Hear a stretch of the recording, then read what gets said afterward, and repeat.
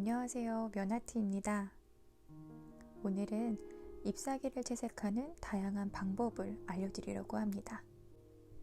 여러 가지가 있겠지만 크게 4가지로 채색 방법을 나누어서 설명드려 볼게요. 동일하게 생긴 나뭇잎을 그려주겠습니다.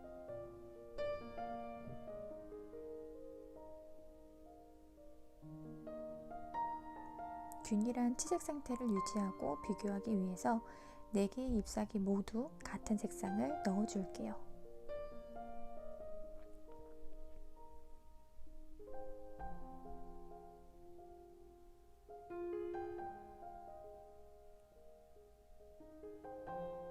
그림을 하시는 분들마다 채색하는 방법은 다양한데요. 이 방법은 추천하지 않기 때문에 보여드려 보려고 합니다. 이렇게 외곽선을 먼저 따고 채색을 진행하시는 분들이 있어요. 근데 이 방법을 추천하지 않는 이유는 외곽선과 내부의 채운 색이 마르면서 둘 사이에 경계가 지게 됩니다. 바로 이렇게요. 아무래도 카메라라 자세한 색감까지는 안 잡히지만 실제로 보면 차이가 나는 것을 느낄 수 있습니다. 바르게 채색을 채우는 방법은 한쪽 면부터 채워주시면서 붓을 널찍하게 눌러서 밀어내주시면 됩니다. 얼룩도 덜 지게 되고 빠르게 채색을 완성할 수 있어요.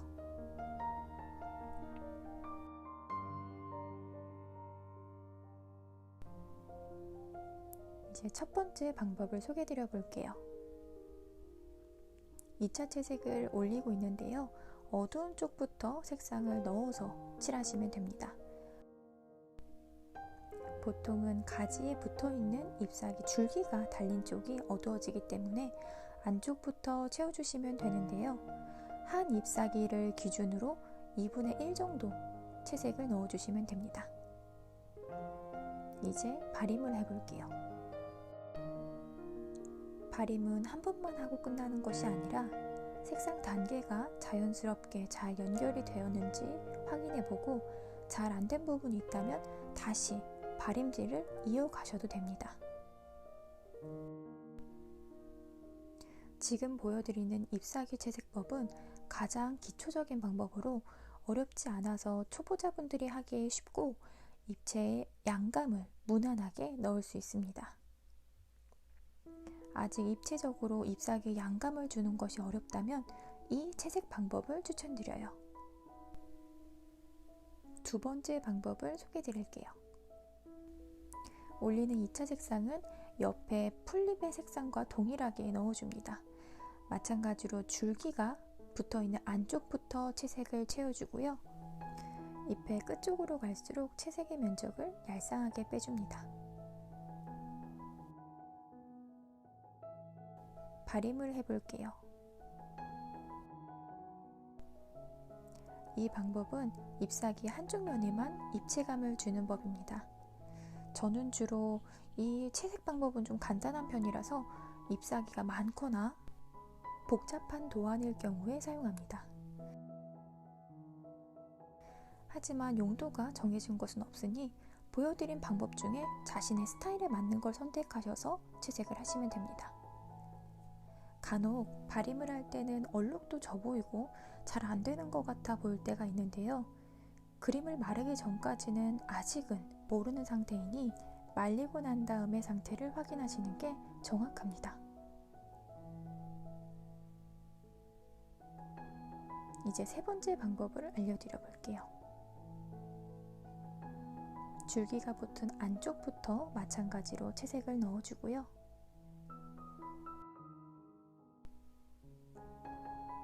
두 번째로 보여드렸던 방법과 같이 잎맥의 중심부를 따라서 2차 색을 넣습니다.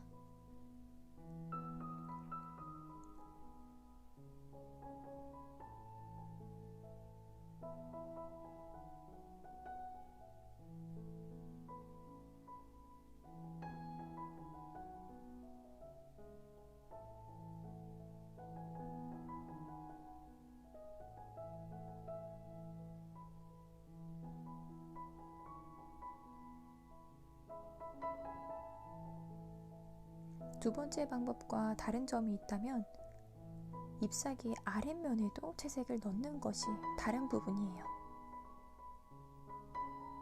잎사귀 중심을 기준으로 오른쪽 면과 왼쪽 면 모두 2차 색감을 넣어서 양감을 잡아주었습니다.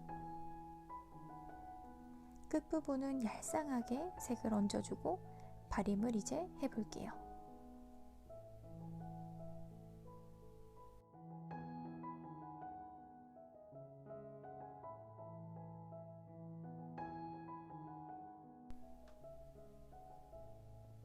이 방법은 풀의 입체감이 확실하게 보이는 방법이라 화려한 꽃에 뒤처지지 않는 잎사귀를 완성하실 수 있어요.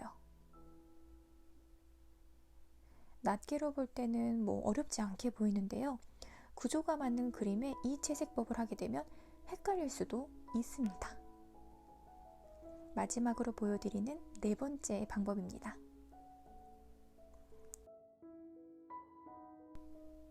잎맥의 중심부를 기준으로 약 2mm 정도 떼어놓고서는 채색을 진행합니다. 이렇게 한쪽 면만 띄워놓고 채색을 하면 되는데요. 주로 동백꽃이나 연잎을 칠할 때 이렇게 중심부를 비워놓고 2차 색상을 넣습니다. 이제 발림질을 해줄게요.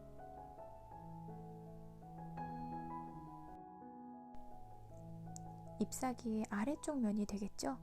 오른쪽 면에도 채색을 동일하게 넣어줍니다. 이때 잎맥의 중심에 딱 붙여서 채색을 하고요. 잎사귀의 중심에 양감이 잘 잡힐 수 있도록 잎사귀의 중심을 통통하게 칠해줍니다.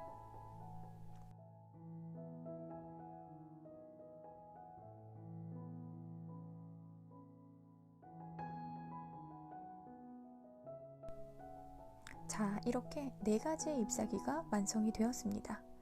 그렇다면 실전으로 대입하는 방법도 한번 보여드려 볼게요. 그중 가장 많이 그리는 미나꽃 그림인 모란꽃의 잎사귀를 예로 들어 세발잎으로 해볼게요.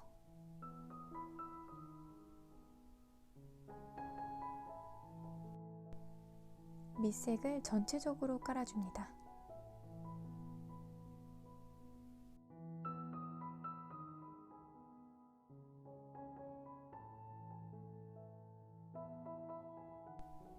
동일한 조건으로 비교하기 위해서 똑같이 채색을 할게요.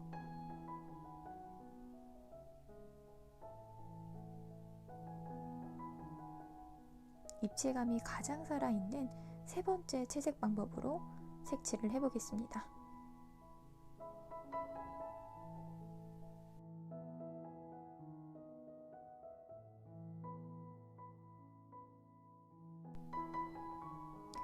왼쪽, 오른쪽 모두 2차 색상을 넣어서 입체감을 줍니다. 어떠신가요? 세발잎에 직접 대입해보니까 사뭇 다른 느낌이죠? 이렇게 해서 마무리를 지어도 되는데요. 잎 끝부분에 시든 표현을 하는 방법도 한번 보여드려 볼게요. 어떤 차이가 있는지 비교하면서 봐보세요.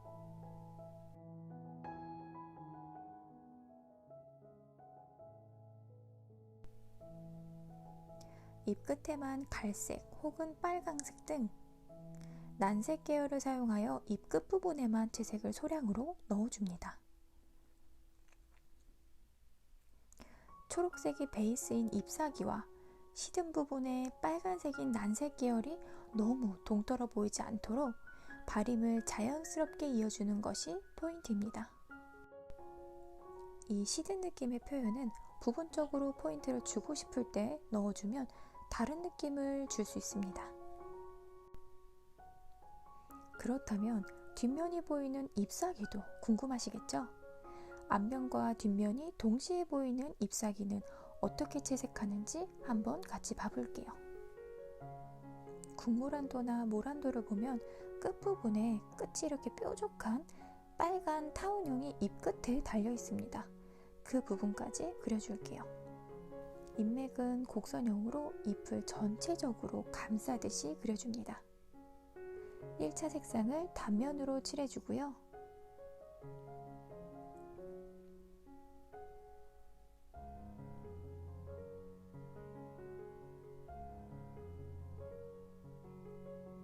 잎사귀의 뒷면도 깔끔하게 단색으로 칠해줍니다.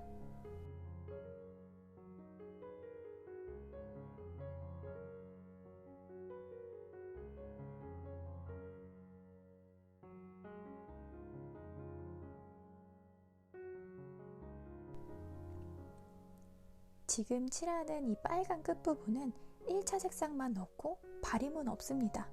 한 번만 채색을 할 거라서 빈틈없이 꽉꽉 채워서 단색으로 색상을 넣어줄게요. 입체감을 넣어주는 2차 채색을 넣어볼게요. 이 방법은 크게 나누었던 4가지의 잎사귀 채색 방법 중에 첫 번째 방법에 해당합니다. 안쪽에 모아가지고 2차 채색을 넣어주고요. 바림으로 풀어줍니다.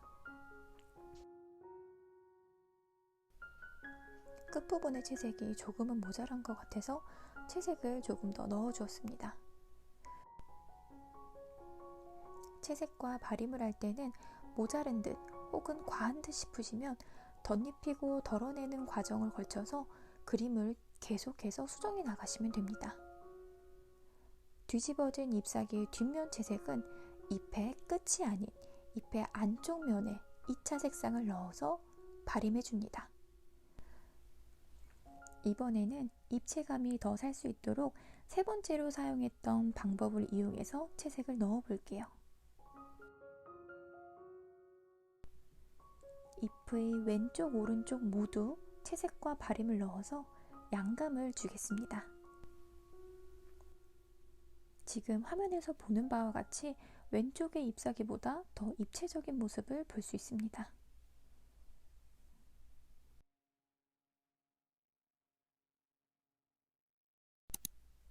자, 이렇게 잎사귀를 채색하는 4가지와 응용할 수 있는 방법을 보여드렸어요.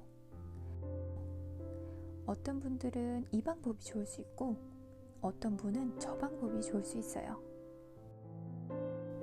그림을 그리는데 정해진 답이 어디 있겠어요? 하고 싶은 대로 하시면 됩니다. 자신의 그림 스타일에 따라서 원하는 방법을 선택하셔서 예쁜 그림을 완성하시길 바랄게요. 지금까지 면아트였습니다.